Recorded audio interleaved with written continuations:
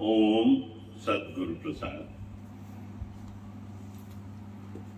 एक क्षण मात्र भी चित्त का अहंकार से संबंध हो जाता है तो सैकड़ों उत्पाद खड़े कर देता है। जैसे कि वर्षा काल में वायु से संयुक्त हुआ मेघ, ऐसे आसमान साफ है, जब भी वायु बनते हैं, कस के बिजली कड़कती है तो बरसात पड़ती है। तो ऐसे मन जब अहंकार के संपर्क में आ जाता है तो हजारों प्रॉब्लम क्रिएट करता है। पता नहीं चलता कि क्या शब्द निकल जाते हैं। अहंकार से मनुष्य पर परमात्मा से सबसे पहले जुदा होता है। परमात्मा से जुदा होके ही अहंकार करता है, ना कि मैं हूं, मैं करता हूं, मैंने ऐसा किया, मैंने वैसा किया, मैं राइट हूं। एक क्षण मात्र भी चित्त का संबंध अहंकार से हो जाए तो सैकड़ों तकलीफें ले आता है। समझो हमारे को किसी ने कुछ बोल दिया और मन को फील हो गया, हम नाराज हो गए, शक्ल हमारी चेंज हो गई। अहंकार की वजह से हम उससे बात नहीं कर रहे हैं तो हमेशा के लिए दुश्मनी हो गई। सैकड़ों बातें निकल आएंगी, इसने ऐसा किया, इसने ऐसा किया, इसने ऐसा किया। अहंकार की इतनी शिकायतें लोगों से निकलवाता है ना, अहंकार नहीं हो तो कुछ निकलेगा ही नहीं। हमको कोई बोले हम भी बैक जवाब दे दें तो भी तो ऐसी ही है, तो भी तो ऐसा ही करता है। हम सफाई नहीं दे सकते, हम खाली माफी ले सकते हैं। हम खाली माफी ले सकते हैं कि हम पहुंच नहीं पा रहे तुम्हारे घर शादी में, हमको माफ करो। सबसे माफी लेके छूट जाओ। हम अहंकार करके सफाई नहीं दें तो देखो समाधि लगी रहेगी। मन भी नहीं चलाओ, कोई कुछ बोले तो मन नहीं चलाओ, रिपीट नहीं करो, इस टाइम मैंने ये अच्छा किया, इस टाइम मैंने ये अच्छा किया, मैंने ये अच्छा किया। बिच्छू के स्वभाव है काटना, संत का स्वभाव है माफ करना। संत का स्वभाव है माफ करना। संत का स्वभाव है माफ करना। एक क्षण मात्र चित्त का अहंकार से संबंध हो जाता है तो सैकड़ों उत्पाद खड़े हो जाते हैं। अब अपनी अपनी रील घुमाओ, अपने ऊपर लीजिए ये सारी चीजें जो गुरु आज कह रहे हैं, समझा रहे हैं साईं भगवान कि अहंकार ये इच्छाओं का बंडल है। ये मन बन गया, अहंकार आ गया कि मैंने बनाया ये सब कुछ, मैं ना होता तो ऐसा नहीं होता। कल्पों से चला आ रहा जीवन, कल्पों से बदलता जा रहा है जीव, चोले बदलता जा रहा है और सब काम होता जा रहा है। सब काम हो रहा है, हर एक चीज हो रही है। हवा बह रही है, सूरज अपनी रोशनी दे रहा है, बगीचे में फूल खिल रहे हैं, खुशबू फैल रही है कल्पों से। तो कोई चीज रुकी नहीं है। मैं तो सिर्फ निमित्त मात्र हूं। ये जो शरीर मिला है सिर्फ कुछ समय के लिए, जब पहली सांस ली और आखिरी सांस छोड़ी, उसके बीच का जो जीवन है उतना ही जीवन मिला है एक जीव को, एक मनुष्य को। ये सराय है जहां वो आया है, उसे काम दिया गया है, ये करना है। हर एक को काम दिया गया, हर एक को रोल दिया गया प्ले करने के लिए। कोई परमानेंट यहां नहीं आया और ये कोई हिसाब किताब लेके वो जाने वाला नहीं है। यहां आया है अपने कर्मों से कर्मातीत होने के लिए। आधी बीत चुकी है, अब कुछ क्षण और बचा है। इसको समझ लें कि मेरे को साथ क्या ले जाना है। क्योंकि अब भी अगर मैं करते रहे हम सब, तो हमने फिर जन्म मरण को इनवाइट कर दिया, शरीर धारण करने को इनविटेशन भेज दिया कि अब मुझे फिर कोई शरीर चाहिए, क्योंकि इतने कर्म बन गए, इन कर्मों का भुगतान करने के लिए शरीर में आना ही होगा।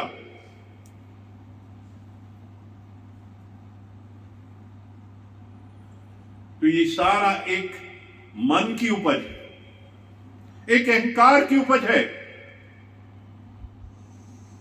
यानी सबसे जो हमारा ध्यान होना चाहिए मन के ऊपर, साक्षी भाव कि मन करता क्या है, क्योंकि मन ही है जो सेतु का काम करता है। आत्मा और शरीर के बीच सेतु है, ये ब्रिज है, ये मन। और मन ही हमारी सांसों से कनेक्टेड है,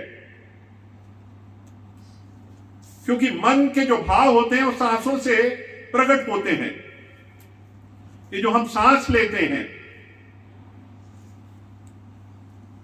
अगर नॉर्मल सांस चल रही है, यानी हम धैर्यवान हैं, शांति में हैं, आनंद में हैं, मौज में, एक नॉर्मल सांस चल रही है, यह मन शांत है, इसका मतलब। और जो सांसें अनियंत्रित हैं, यानी अंदर कोई भाव चल रहा है, कोई दुख का भाव चल रहा है, कोई चिंता चल रही है, तो हमारी सांसें अनियंत्रित हो जाएंगी। वो एक फिक्स उसमें नहीं चलेंगी, शेड्यूल में एबनॉर्मल सी हो जाएंगी, और बहुत ज्यादा एंजाइटी हो तो गहरी सांसें हो जाएंगी, बहुत गहरी हो जाएंगी, गहरी गहरी भर के बैठेंगे। तो मन की स्थिति सांसों से फिर,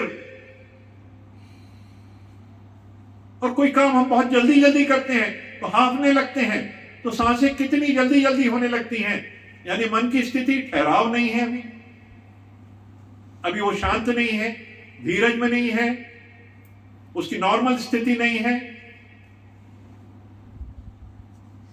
तो मन की जो स्थिति है वो हमारी सांसों से हमारे सामने आती है। आप सांसों से अपने मन की स्थिति को जान सकते हैं, और इन सांसों से ही अपने मन की स्थिति को बदल सकते हैं। इन सांसों से ही अपने मन की स्थिति को बदल सकते हैं। देखिए, एक बच्चे का जन्म होता है तो पहले वो सांस लेता है, यानी सांस हमारे प्राणवायु है, और जब शरीर त्यागते हैं तो आखिरी सांस लेता है, यानी खत्म, सांस का आना जाना खत्म। तो ये सांस को समझिए। और एक बच्चा अगर लेटा हुआ है तो वो जो सांस ले रहा है वो पेट से ले रहा है, और कितने चेहरे पे शांति है उसके, कितना मौज है, कितने प्रसन्न चित्त मुद्रा में लेटा होता है, यानी उसके अंदर शांति है, अथाह शांति है। उसके अंदर कोई उद्वेग नहीं है, कोई अशांति नहीं है, कोई चिंता नहीं है, किसी तरीके का दुख नहीं है, उसके अंदर एक मौज है। उसको देखो। और हमको अपने जीवन में वही चाहिए, क्योंकि अब सांसों से कैसे आप अपने आप को परिवर्तित कर सकते हो, आपकी स्थिति को। जो ये सांसें हैं, इसकी प्रक्रिया है, इसका ध्यान की प्रक्रिया है कि हम कैसे अपने अंदर के जो भाव हैं, जो कभी कभी हमारे पुनः जन्मों के, कल्पों के वो जो भाव आते हैं, यानी आज हमारी परिस्थिति सब सही है, आज सब कुछ सही है, हमारे पास सब कुछ है, कोई कमी नहीं है, पर फिर भी कभी कभी कोई ख्याल आते हैं, इसके कारण होते हैं। हमेशा आपके पास कोई चीज नहीं ऐसी, पर ऐसा देखा गया है, गुरु ने ऐसा समझाया भी है कि एक परिवार था, धनाढ्य परिवार था, और उसके घर में इफरात संपदा 10 जन्मों तक, कोई पैसे की कमी नहीं, कोई धन संपदा, मान सम्मान, इज्जत, सब कुछ है उनके पास, सारी चीजें थी। पर रात को जो सपने आते थे, भयावह सपने, कि कोई उनसे उनकी दौलत छीन रहा है, कोई उनसे उनकी घर छीन रहा, निकाल रहा, घर से बाहर निकाल रहा है, यानी सब कुछ है, उसके बाद ऐसी परिस्थिति, भय की परिस्थिति, डर की परिस्थिति। साईं भगवान के पास आए वो, उन्होंने अपनी इस प्रॉब्लम को रखा सामने की, कोई कमी दिखती नहीं है, और कहीं ऐसे दूर दराज तक कोई ना पैसे की कमी, ना धन दौलत की कमी, ना मकान की कमी, पर ऐसे ऐसे रात को ख्याल आते हैं मेरे को। बोले आपके घर में खाना कौन बनाता है? बोला वो है एक पंडित जी हैं, कुक हैं, और जो पास में कहीं चाल में रहते हैं वहां से आ जाते हैं और भोजन की व्यवस्था आते, बनाते, खाते हैं। बोले उससे कोई बात हुई आपकी कभी? तो गृहिणी ने सोचा कि हाँ, कुछ दिन पहले वो पैसे मांग रहा था और कह रहा था कि मेरा मालिक मुझे चाल से निकाल देगा अगर आप मेरे को 15,000 नहीं दोगे। तो हमने कहा अभी अभी तो तूने लिए इतने, अभी वो पैसे नहीं दिए उसको। बोले बस यही कारण है, क्योंकि वो उसके अंदर इतना डर समा गया था कि अब वो चाल से उसका मालिक निकाल देगा। तो जब वो खाना बनाता था तो उसके भाव वो ट्रेवल करते थे उसके अंदर, और वो जब खाना आप लोग ग्रहण करते थे, अब आपको नहीं मालूम, वो एनर्जीज आपके अंदर ट्रेवल कर गई, और आप सबसे पहले काम करो, सुबह जाके उसको 15,000 दे दो। उन्होंने ऐसे किया, और उसके बाद ख्याल आना बंद हो गए, सारे ख्याल बंद हो गए, भय के ख्याल, कोई सोच के ख्याल, डर के ख्याल, किसी तरीके की हानि के ख्याल, सब बंद हो गए, स्वतंत्र हो गए। आप कॉर्ड से जुड़ जाते हैं।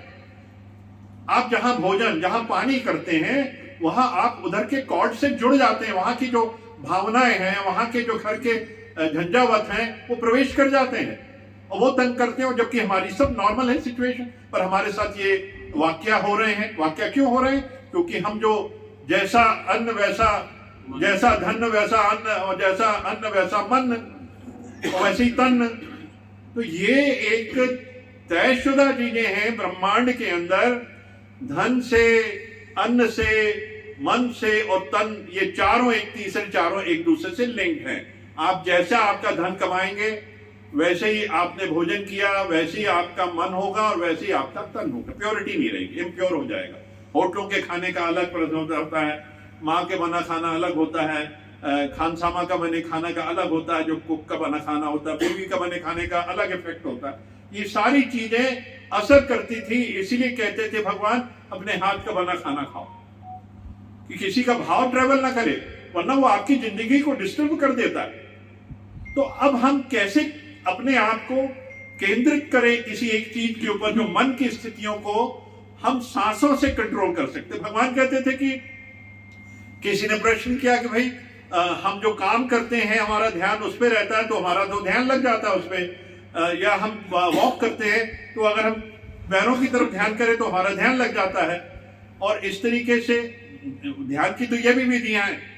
बोले वो हैं, उत्तम है, सभी विधियां उत्तम हैं, लेकिन सबसे उत्तम विधि है सांस की, क्योंकि वो सबसे नजदीक है। और हर वक्त, सोते वक्त, जागते समय, कहीं भी जा रहे हैं, पर सांसें मेरे साथ हैं। मुझे ना तो दिए को देखना है, ना मुझे टांगों को देखना है, या मुझे काम करना। ये तो एक व्यवस्था है, आप करते जा रहे हैं, आपका अच्छा है, पर जो ये सांसें हैं सबसे उत्तम है, जो आपकी मन की स्थिति, परिस्थिति को बदल सकती है। तो सबसे पहले जो है ये प्राणायाम की विधियां होती हैं। प्राणायाम अति उत्तम है, जो आपका मन और तन दोनों को ठीक करता है।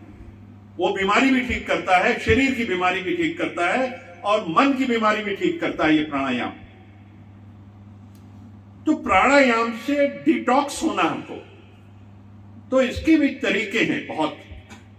टेक्निक जब तक नहीं समझी तब तक हमने कुछ नहीं किया। हम बहुत ध्यान करते रहे, बहुत प्राणायाम करते रहे, तब तक टेक्निक नहीं। जो टेक्निक कहती है कि आपकी रीढ़ की हड्डी सीधी होनी चाहिए। जब आप प्राणायाम करते हैं, ध्यान करते हैं, तो ये सीधी रहे। अगर आप लेटे हैं तो भी आपकी सीधी रहती है, तो आप लेट के भी कर सकते हैं और बैठ के, वर्टिकल, हॉरिजॉन्टल, दोनों सिचुएशन में आपकी रीढ़ की हड्डी सीधी रहेगी, तो आप सही प्राणायाम करेंगे। तो प्राणायाम जो है सांस लेना गहरी और सांस छोड़ना। पहले तो आप लंग्स से करिए, पहले लंग्स के चेस्ट से 15 बार सांस लीजिए और 15 बार छोड़िए, तो थोड़ी सी नॉर्मल होगी सिचुएशन। फिर उसके बाद जो 35 बार सांस लेनी है नाभि से, क्योंकि जब नाभि से आप सांस लेते हैं ये करके और ये जो आपका तरीका यही है ना सत्य जी, तो ये प्राणायाम के एक तरफ छोड़ो एक तरफ लो, ये आपका लोम विलोम, तो ये जो लोम विलोम, तो ये सिचुएशन जो है करते जाइए। तो आप ये नाभि से लीजिए सांस, और ना बच्चों को देखिए कितने शांत रहते हैं, क्योंकि नाभि से लेते हैं, लेटा हुआ बच्चा नाभि से लेता है। तो नाभि से जब सांस लेते हैं ये हमको 35 बार लेनी। तो ये जो नाभि से जब लेते हैं तो यहाँ सारी नाड़ियां हमारी यहाँ पे हैं, बॉडी की पूरी जो नर्व्स हैं वो यही 72,000 वो वहां पे जब लेते हैं तो वो जागृत हो जाती है। यहां एनर्जी एक जागृत होती है जो आपके पूरे शरीर पे उसका वर्चस्व होता है। वो एनर्जी पूरे शरीर, क्योंकि नर्व्स है, नर्व से आ रही जा रही तो एनर्जी जागृत हो गई। तो 35 बार आपको यहां से लेना है, क्योंकि ध्यान लगाने के लिए भी आपको क्या है, जो एक सुबह के टाइम ब्रह्म वेला होता है वो बहुत अच्छा होता है, जब छन छन के धूप आ रही है, चिड़ियों की चहचहाट है, लोग अपने काम पे निकल रहे हैं, दूध दोहा जा रहा है, गांव की जो सिचुएशन होती है और किस तरीके से छन के धूप आ रही है और चिड़िया चहचहा रही हैं, तो ये जो एक सिम्फनी जो प्रकृति की जो एक झंझनाहट सनसनाहट सी होती, सरसराहट सी होती है, वो इतना उत्तम वेला होता है कि हर चीज बड़ी सुंदर होती है। उस समय बिल्कुल हर आदमी अपना नया सृजन करता है, सृष्टि शुरू होती है, उस समय कितनी प्योरिटी रहती है, तो ध्यान लगता है। और जब ये हम जागृत करते हैं अपनी एनर्जी इसको नाभि के ऊपर, तो ये पूरी गुंजायमान होती है। 35 बार यहां से, उसके बाद आज्ञा चक्र पर लो आप, 42 बार आज्ञा चक्र पे लेना है, तो ये सारी एनर्जी तीसरी आंख में आ जाएगी। ये थर्ड आई है आपकी, ये शिव की आंख है। तो ये सारी एनर्जी जो यहां जागृत की है, अब हम सांस को यहां तक ले, महसूस करें। हमारा ध्यान सबसे पहले लंग्स पे होना चाहिए, यहां तक ले रहे हैं, फिर हमारा केंद्रित हो जाए नाभि के ऊपर, और तीसरी बार केंद्रित हो जाए आज्ञा चक्र यानी तीसरी आंख, इसमें केंद्रित करेंगे कि वाकई ये सांस यहां से ले रहे और यहां आ रही। 42 बार को यहां से लाना और ले जाना है। सारी एंजाइटी, सारा भय, सारा डर, सारी दुख की स्थिति सब चली जाएगी और आप तंदुरुस्त हो जाएंगे। और फिर किसी ने कहा कि सब ये तो मन की हालत हो गई, अब तन कैसे होगा? तन भी तो प्राणायाम से होता है। तो भगवान बुद्ध कहते हैं, ये बुद्ध की जो है टेक्निक है ये इस तक पहुंचने की, नॉर्मलसी के लिए दुखों को दूर करना है, भय को दूर करना है, एंजाइटी दूर करना है और अपने आप को नॉर्मल करना, धीरज में लाना, शांति में लाना, ये सारी व्यवस्थाएं अगर करते जाएंगे तो सब। तो उनका ये कहना था कि शरीर स्वस्थ तब है जब आपका खून स्वस्थ है, योर ब्लड सर्कुलेशन, ब्लड के अंदर अवेलेबल ऑक्सीजन, ब्लड में जो टॉक्सिक्स हैं वो कैसे निकालने हैं, अगर वो प्योर है ब्लड आपका, हम सबका, तो हमारा शरीर नॉर्मल, सब बीमारियां भाग जाएंगी। तो उसके लिए हमने जैसे सांस ली, अब उसको होल्ड करना है, जितना हम उसको पकड़ के रख सकते हैं।